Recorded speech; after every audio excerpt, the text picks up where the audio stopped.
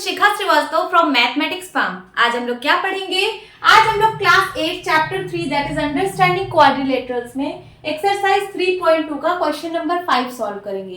क्या है question number 5? इसमें दो पार्ट पे क्वेश्चन पूछे हैं। नंबर ए में is it possible to have a regular polygon with measure of each exterior angle is 22 degree. बोल रहा है कि क्या कोई ऐसा रेगुलर पॉलीगन पॉसिबल है कि उसके हर एक एक्सटीरियर एंगल का मेजर 22 डिग्री हो। ठीक है, क्या कह रहा है क्वेश्चन? क्या कोई ऐसा रेगुलर पॉलीगन पॉसिबल है कि उसके हर एक एक्सटीरियर एंगल का मेजर 22 डिग्री हो? तो चलिए सॉल्व करके देख लेते हैं। सबसे पहले आपको पता है each exterior angle is equals to 22 degree. हम मान लेते हैं let n equals to number of sides. Let number of sides is equals to n हमने मान लिया। अब हमें पता है each exterior angle of a regular polygon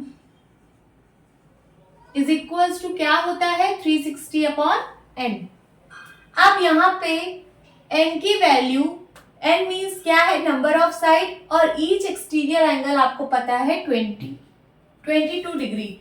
तो each exterior angle of regular polygon 22 degree यहाँ पे मैंने लिख दिया। अब यहाँ पे क्या है? यहाँ पे है 360 अपॉन n। आपको फाइंड आउट करना है n की वैल्यू, तो n को इस साइड ले आइए। n इधर डिवाइड में है, इस साइड आएगा, मल्टीप्लाई में होगा। तो n into 22 degree is equals to 360 degree. ये डिग्री में है तो n की वैल्यू क्या हो जाएगी? ये 22 इस साइड मल्टीप्लाई में है, उस साइड जाएगा तो डिवाइड में। तो ये हो जाएगा 360 डिग्री डिवाइड बाई 22 डिग्री। अगर n की वैल्यू एक नेचुरल नंबर आ जाती है, n की वैल्यू अगर एक नेचुरल नंबर आ जाती है तो इसका मतलब ये वाला एक्सटीरियर एंगल पॉसिबल है। अगर n की वैल्यू नेचुरल नंबर नहीं आती है, पॉइंट्स में आती है, तो इसका मतलब ये वाला एक्सटीरियर एंगल किसी भी रेगुलर पॉलीगन में पॉसिबल नहीं है। तो चलिए इसको सॉल्व करते हैं। 2 1 2 2 1 2 2 1 2 2 8 16 180 अपॉन 11। अगर इसको आप फर्दर सॉल्व करोगे तो ये पॉइंट्स में आंसर आएगा। क्या साइड्स हमारी पॉइंट्स में हो सकती हैं? सपोज मैंने ट्राइंगल बनाया, ट्राइंगल में कितनी साइड? 3 साइड। तो देखिए यहाँ पे 3 कंप्लीट साइड्स है ना। 3 एक नेचुरल नंबर है, नेचुरल नंबर में ही साइड्स आनी चाहिए। बट ये 180/11 को जब आप सॉल्व करोगे तो पॉइंट्स में आएगा। जैसे सपोज मान लो आया क्या, सपोज आ गया 5.6, तो क्या आप ऐसे 5 साइड ऐसे बना लोगे? 5 साइड बनाने के बाद ऐसे 0.6 करोगे? नहीं, तो ये कोई फिगर ही नहीं बनेगा इस तरीके से।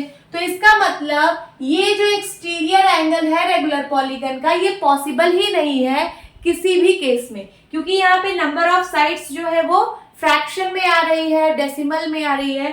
सो ये 22 डिग्री पॉसिबल नहीं है। तो आप यहाँ पे लिख दीजिए, यहाँ पूछ रहा था is it possible to have a regular polygon with measure of each exterior angle 22 degree.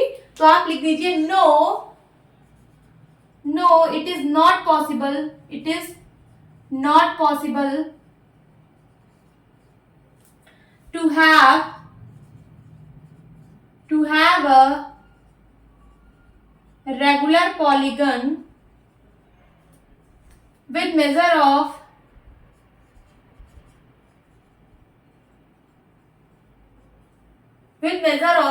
each exterior angle is 22 degree. Each exterior angle is 22 degree because यहाँ पे जो n की वैल्यू आ रही है वो फ्रैक्शन या फिर डेसिमल में आ रही है। समझ आया? अब बी पार्ट सॉल्व करेंगे।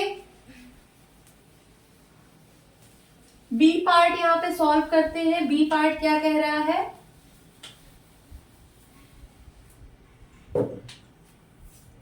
बी पार्ट कह रहा है can it be an interior angle of a regular polygon.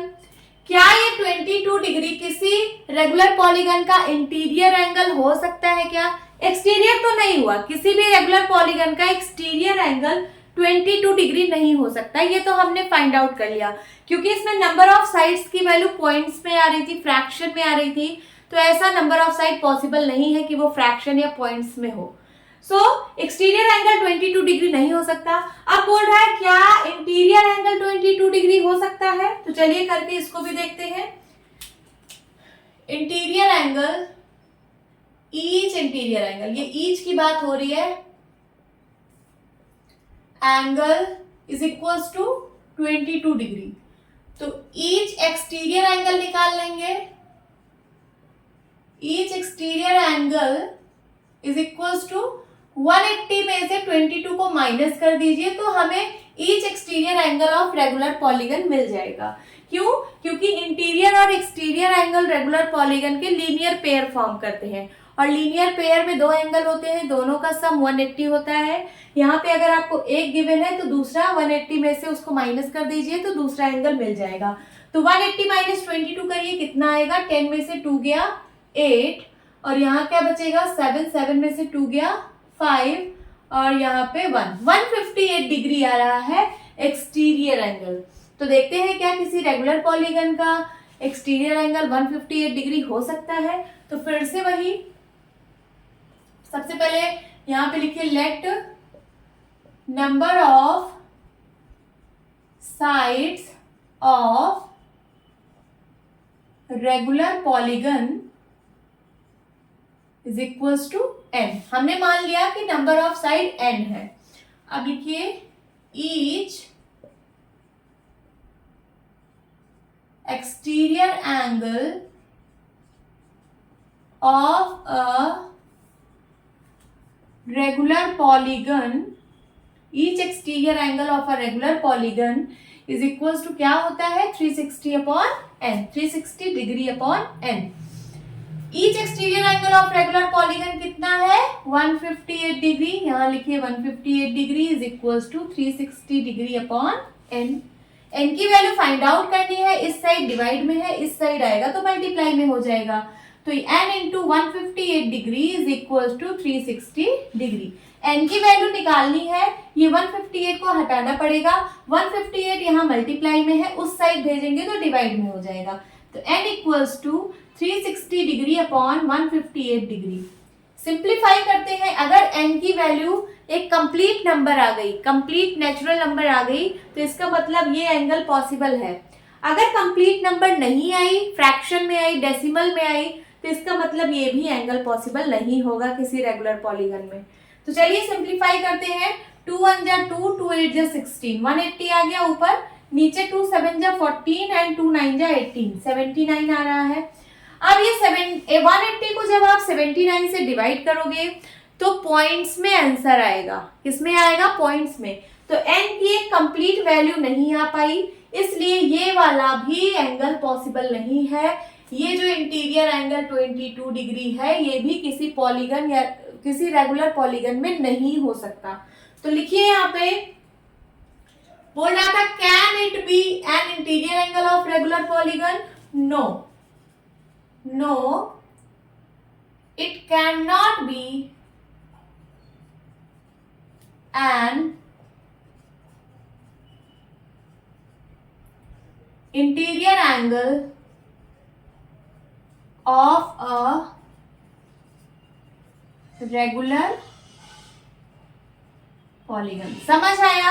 ये जो 22 डिग्री है, तो ये इंटीरियर एंगल भी नहीं हो सकता है। इंटीरियर एंगल किसी भी रेगुलर पॉलीगन का 22 डिग्री नहीं हो सकता है। यही आपका आंसर है। होप स्टूडेंट्स आपको ये क्लास अच्छी लगी होगी। मिलती हूँ अपनी नेक्स्ट वीडियो में, तब तक के लिए बाय बाय, टेक केयर।